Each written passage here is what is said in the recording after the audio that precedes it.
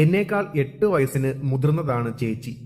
കുടുംബത്തിന്റെ പ്രതീക്ഷ ആയിരുന്നതുകൊണ്ട് ചേച്ചിയെ എന്റെ കൂടെ കളിക്കാൻ ഒന്നും അധികം സമ്മതിക്കാതെ എപ്പോഴും പുസ്തകപ്പുഴുവായി പുസ്തകത്തിന് മുന്നിൽ ഇരിക്കാനായിരുന്നു വിധി.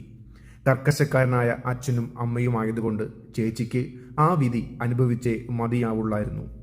കളിക്കാനും മിണ്ടാനും കൂട്ടില്ലാതെ ആ വീട്ടിൽ തീർത്തും ഒറ്റപ്പെട്ട നിലയിലാണ് ഞാൻ വളർന്നത്. സ്കൂളിൽ പോവാൻ എനിക്ക് ഒത്തിരി ഇഷ്ടമായിരുന്നു. കാരണം എന്നോട് മിണ്ടാനും കളിക്കാനും എനിക്ക് കൂട്ടുകാരുള്ളത് സ്കൂളിലാണ്. ശനിയും ഞായറും കഷ്ടപ്പെട്ട് വീട്ടിൽ കഴിച്ചുകൂട്ടി ബാക്കി 5 ദിവസവും സ്കൂളിൽ പോയി ഞാൻ ആഘോഷിക്കുമായിരുന്നു.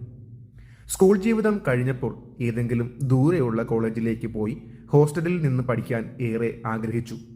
സ്കൂളും അമ്പലവും അടുത്ത ബന്ധുക്കളുടെ വീട്ടിലേക്ക് വല്ലപ്പോഴുമുള്ള പോക്കൊഴിച്ചാൽ വേറെ ഒരു സ്ഥലവും ഇന്ന് വരെ ജീവിതത്തിൽ കണ്ടിട്ടില്ലാത്ത എനിക്ക് ഇതൊന്നും വിധിച്ചിട്ടില്ല എന്ന് അറിയാമെങ്കിലും വെറുതെ ഒന്ന് ആശിച്ചു.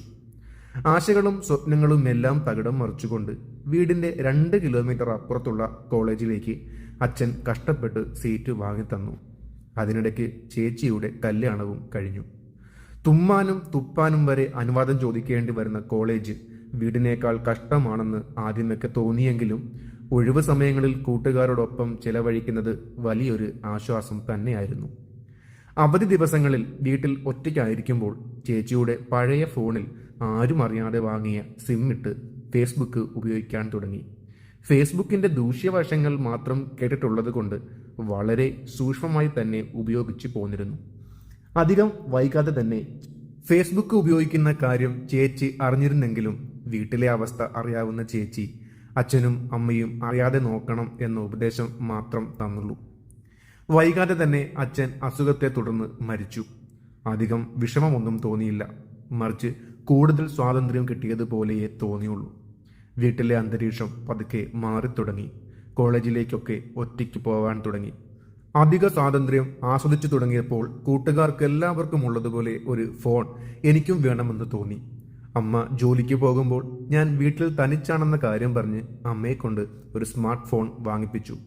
ഇരുട്ടിലായിരുന്ന എനിക്ക് വെളിച്ചം കണ്ട സന്തോഷമായിരുന്നു. കൂട്ടുകാരുടെ പ്രണയ കഥകൾ കേൾക്കുമ്പോൾ പ്രണയിക്കാൻ തോന്നിയിട്ടുണ്ട്. എങ്കിലും ഹിറ്റ്ലർ മാധവൻകുട്ടിയെ പോലെ എവിടേക്ക് പോയാലും അച്ഛൻ കൂടെ ഉള്ളത് കൊണ്ട് ഇന്നുവരെ ആരും പ്രണയാഭ്യർത്ഥനയായി വന്നിട്ടില്ല.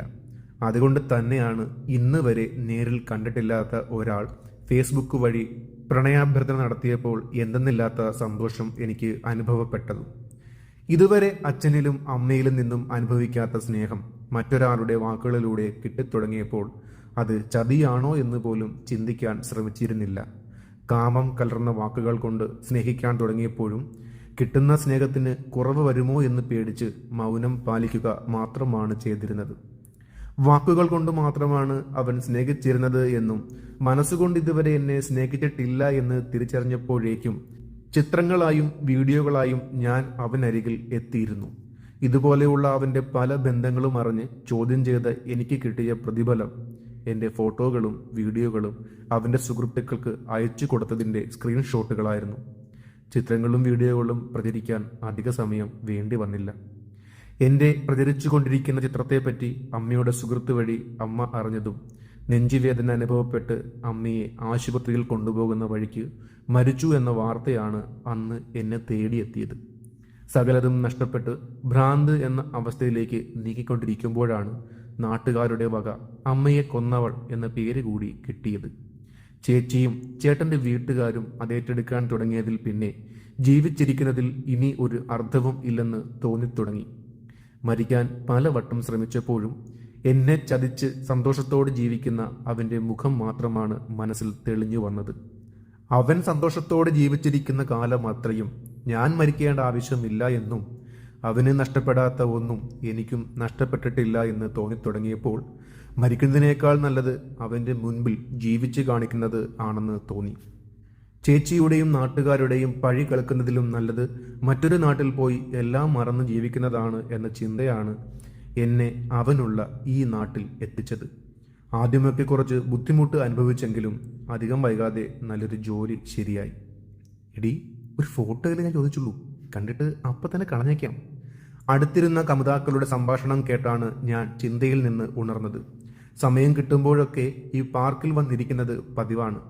അവധി ദിവസമായതിനാൽ ഇന്ന് പാർക്കിൽ തിരക്ക് കുറച്ചധികമാണ്. എന്നും ഇരിക്കാറുള്ള ബെഞ്ചിൽ വന്നിരുന്ന് കുട്ടികളുടെ കളി വീക്ഷിച്ചുകൊണ്ടിരിക്കുമ്പോഴായിരുന്നു മനസ്സ് പഴയ കാലത്തേക്ക് പോയത്. കണ്ണിലെ നനവ് തുടച്ച് കമുതാക്കളെ ഒന്ന് ശ്രദ്ധിച്ചു.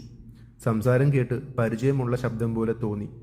ഒന്നുകൂടെ നോക്കിയപ്പോഴാണ് കമുതാക്കളിലെ പയ്യന്റെ മുഖം ശ്രദ്ധിച്ചത്. ഈ നാട്ടിൽ വന്ന നാൾ മുതൽ ഞാൻ കാണാനേറെ ആഗ്രഹിച്ച മുഖം ഇന്ന് എൻ്റെ അരികിൽ. പെട്ടെന്ന് എന്തെങ്കിലും ചെയ്തില്ലെങ്കിൽ ആ പെൺകുട്ടിയെയും അവൻ ഇല്ലാതാക്കുമെന്ന് എനിക്ക് ഉറപ്പാണ്. പരിചയഭാവത്തിൽ ഞാൻ അവൻ്റെ മുമ്പിൽ പോയി നിന്നു. എക്സ്ക്യൂസ് മീ, ലിജൻ അല്ലേ? എന്നെ കണ്ടപ്പോൾ അവൻ്റെ മുഖത്തുണ്ടായ ഭാവമാറ്റത്തിൽ അവൻ എന്നെ തിരിച്ചറിഞ്ഞു എന്ന് എനിക്ക് മനസ്സിലായി. അതെ, നീ എന്താ ഇവിടെ? ബാബു, ഇപ്പം മറന്നിട്ടില്ലല്ലേ? തന്നെ കാണാനായിട്ട് തന്നെ വന്നേ. ഇതാരാ? കൂടെ നിന്ന പെൺകുട്ടിയെ നോക്കി ഞാൻ അത് ചോദിച്ചതും ഇടം കണ്ണാലെ അവളെ ഒന്ന് അവൻ പാളി നോക്കി പരിഭ്രമത്തോടെ പറഞ്ഞു, ഇത് എൻ്റെ ഫ്രണ്ടാണ്. എന്നെപ്പോലത്തെ ഫ്രണ്ടായിരിക്കുമല്ലേ? നിങ്ങൾ സംസാരിച്ചത് ഞാൻ കേട്ടായിരുന്നു. എന്താ സംഭവിക്കുന്നത് എന്ന് മനസ്സിലാവാതെ ആ പെൺകുട്ടി നിന്ന് പരുങ്ങുന്നുണ്ടായിരുന്നു. മോളെ, ഒരു സമയത്ത് ഇവൻ എന്നെയും എല്ലാവരോടും ഫ്രണ്ട് എന്ന് പറഞ്ഞ് തന്നെയാണ് പരിചയപ്പെടുത്തിയത്. എന്നിൽ നിന്നും കിട്ടേണ്ടത് കിട്ടിക്കഴിഞ്ഞപ്പോൾ അവൻ എന്നെ ഒഴിവാക്കി. അത് ചോദ്യം ചെയ്ത എനിക്ക് ഇവനോട് സമ്മാനം തന്നു, എൻ്റെ അമ്മയുടെ മൃതശരീരം. ദേഷ്യം കലർന്ന് എന്തെന്നറിയാത്ത ഭാവത്തിൽ അവൻ എന്നെ നോക്കി. നീ പ്രചരിപ്പിച്ച ചിത്രങ്ങളുടെ കഥ കേട്ട് ചങ്ക് പൊട്ടിയാണ് എൻ്റെ അമ്മ മരിച്ചത്. ഒരു നിമിഷം കൊണ്ട് അമ്മയെ കൊന്നവൾ എന്ന പേര് എനിക്ക് കിട്ടി. ഞാൻ പറയുന്നത് വേണമെങ്കിൽ മോൾക്ക് കേൾക്കാം, അല്ലെങ്കിൽ ഇവനെ വിശ്വസിക്കാം. ഒരു നിമിഷം എൻ്റെ അമ്മയെ മനസ്സിൽ ഓർത്താണ് ഞാനിത് പറഞ്ഞത്. മോൾക്കുമില്ലേ വീട്ടിൽ അച്ഛനും അമ്മയും? പറഞ്ഞു നിർത്തി ഞാൻ കണ്ണ് തുടച്ചതും അവൻ്റെ കാരണം നോക്കി അവളൊന്ന് പൊട്ടിച്ചു. എനിക്കൊരു പുഞ്ചിരിയും നൽകി കടന്നുപോയി. ഒരു ഇരയെ നഷ്ടപ്പെട്ട ദേഷ്യം അവൻ്റെ മുഖത്ത് തെളിഞ്ഞു കാണാൻ കഴിയുന്നുണ്ടായിരുന്നു.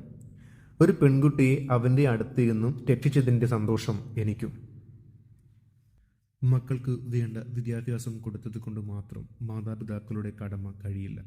അവർക്ക് മനസ്സ് തുറന്ന് സംസാരിക്കാൻ കഴിയുന്ന നല്ലൊരു സുഹൃത്ത് കൂടെ ആയിരിക്കണം.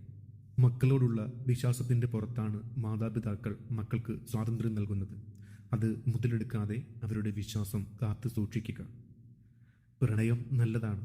അത് പെണ്ണിൻ്റെ മാനം കവർന്നുകൊണ്ടോ സ്വന്തം ശരീരം കാമുകന് സമർപ്പിച്ചുകൊണ്ടോ ആവരുത്. മൂന്നാമത് ഒരാൾ വഴി മാതാപിതാക്കൾ ഇത് അറിയുമ്പോൾ ചങ്ക് പൊട്ടി മരിച്ചെന്നും വരാം. ഇങ്ങനെയുള്ള വ്യത്യസ്തമായ കഥകൾ കേൾക്കാൻ ഈ ചാനൽ സബ്സ്ക്രൈബ് ചെയ്യാൻ മറക്കല്ലേ.